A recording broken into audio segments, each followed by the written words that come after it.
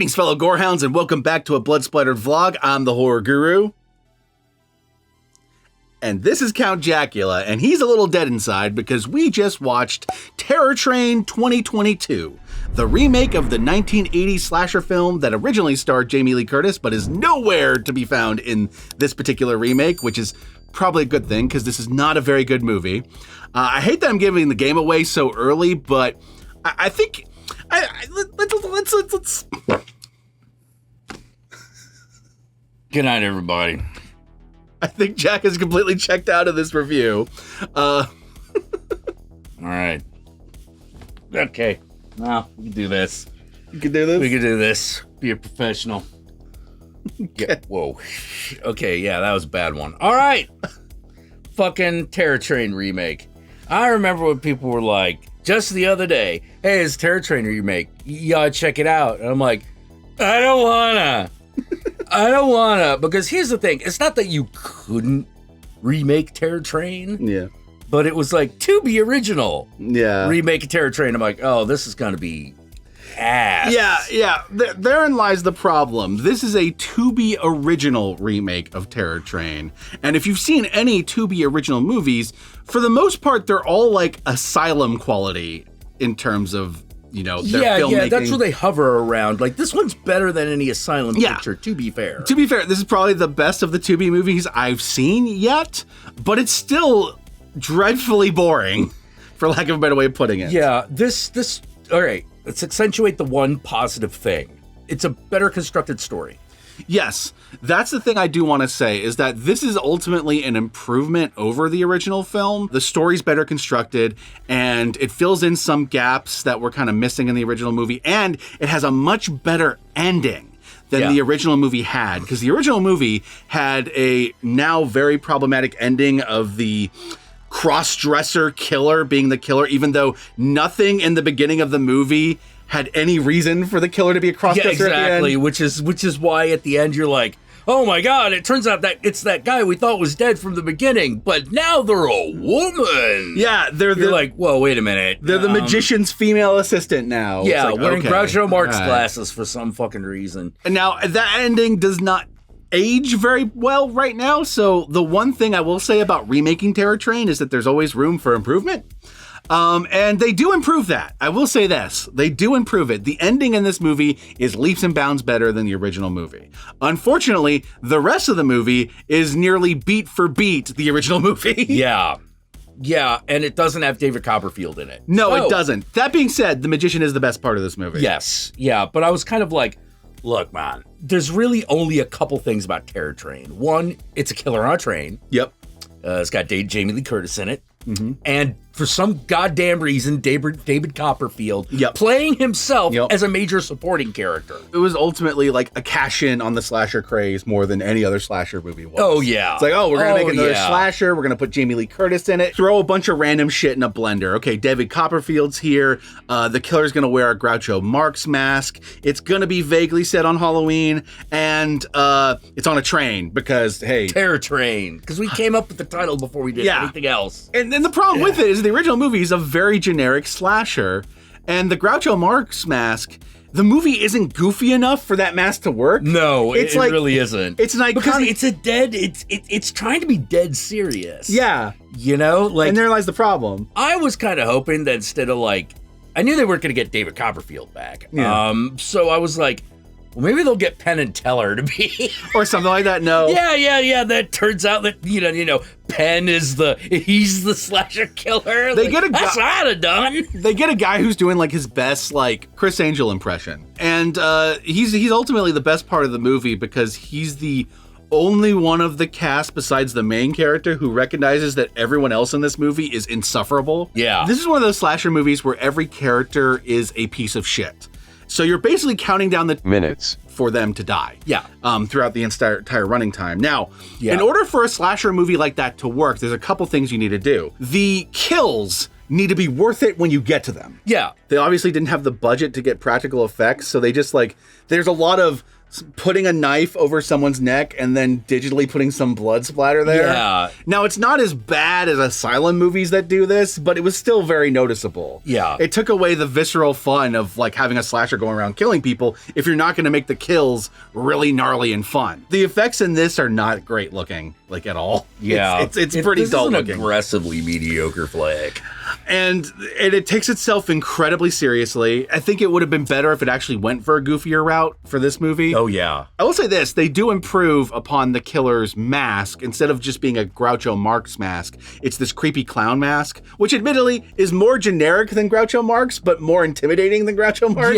Yeah. And also the killer's, like the killer in the original, like they switch costumes. And that's the other problem. It spends most of this movie not in that clown mask, but in the that lizard mask. Yeah. Which is just really goofy looking. Yeah. So you have everyone acting super dramatically, but then all of a sudden this lizard costume shows up and we're supposed to be terrified of it.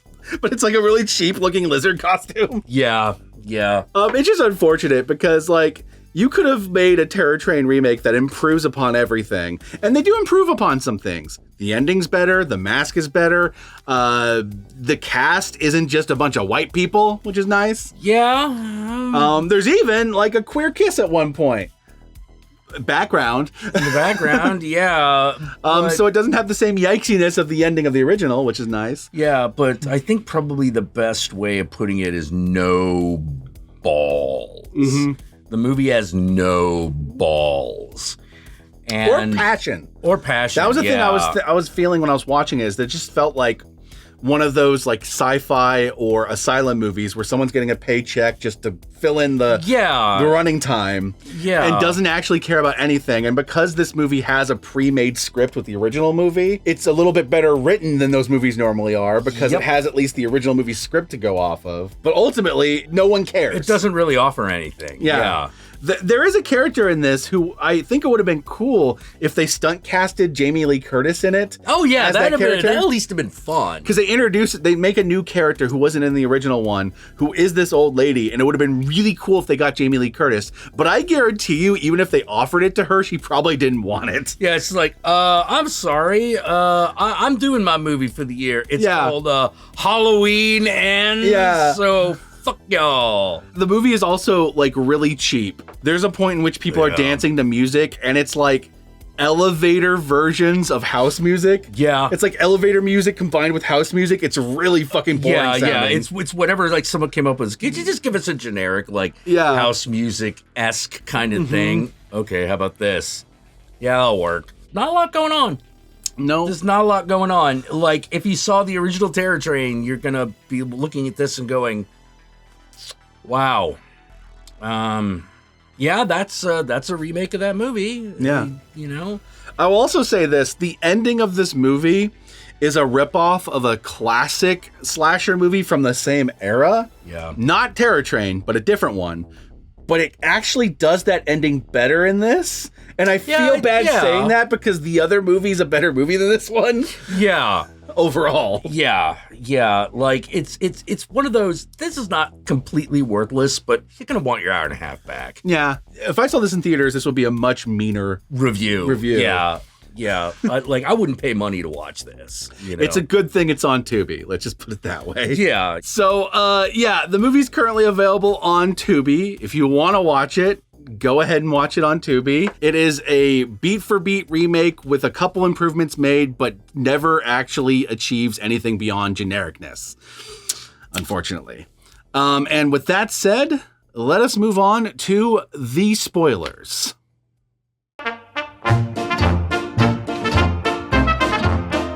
The old lady conductor is the killer. She did it. Yep. Done.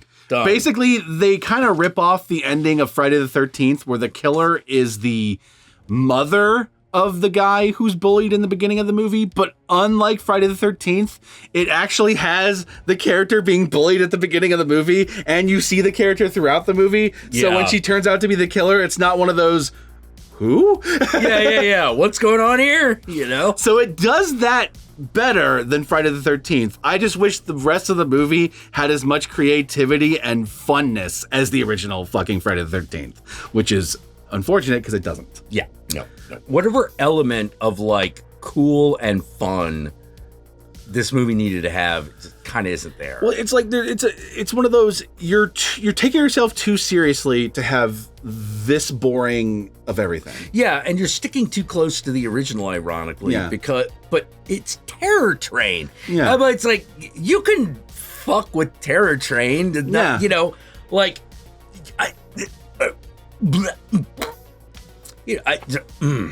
okay, but. Yeah. Why? You know, why did you do this? Yeah, there is a whole lot of like why. Like that's the thing. I don't say why because like, oh, remaking Terror Train is pointless. Like remaking bad movies and making them better is not a bad No. You could have totally made an amazing remake of Terror Train. But there is a lot of why for why did you do it this way? Like you gave the most minimal effort of improvement, but then left all the other genericness and thus feel even more generic than the first one because you're the copy. Yeah, not a lot of nudity in this movie either. That's the other thing. Like, you're not sleazy enough.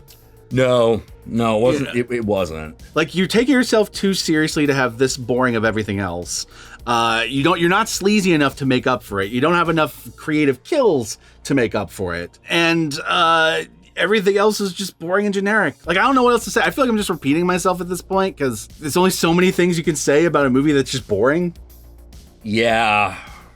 Like, the most interesting thing about this movie was the weird Mandela effect moment I had when I saw that it was made, and I was going like, wait, hold on, isn't this the second remake of Terror Train? Didn't they remake it in the early 2000s? And then I went to go find it, and I couldn't find it until I stumbled across a movie just called Train, and I found, buried in its Wikipedia page, that it was originally a remake of Terror Train, and they even released a poster of it called Terror Train.